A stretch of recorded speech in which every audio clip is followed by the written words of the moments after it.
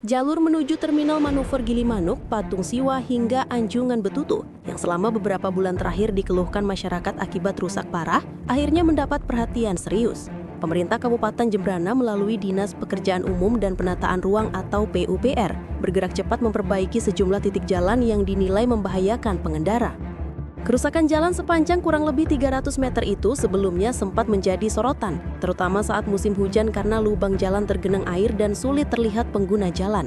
Kondisi ini dinilai sangat beresiko, mengingat jalur tersebut kerap dilintasi kendaraan besar, seperti bus pariwisata dan truk logistik. Bahkan pernah terjadi kecelakaan lalu lintas hingga merenggut korban jiwa. Lurah Gilimanuk Ida Bagus Tony Wira Hadigusuma bersama tim dari Kasih Trantip Kelurahan Dinas Perhubungan dan Polsek kawasan Pelabuhan Gilimanuk melakukan pengecekan langsung.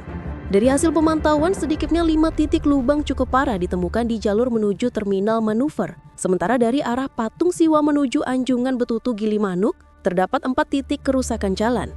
Lurah Gilimanuk Ida Bagus Tony Wira Hadikusuma saat dikonfirmasi pada Rabu 1 Oktober menyatakan bahwa pengecekan itu dilakukan untuk mengantisipasi potensi kecelakaan.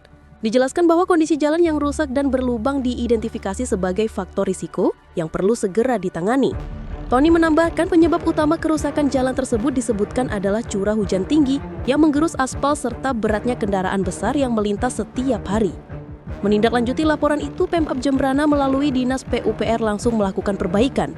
Lubang-lubang jalan ditambal dan sebagian jalur diaspal sepanjang kurang lebih 100 meter, sementara titik lain hanya dilakukan penambalan agar tidak membahayakan pengendara. Lurah Tony menyampaikan terima kasih kepada Bupati Jembrana dan Dinas PUPR atas respon cepatnya.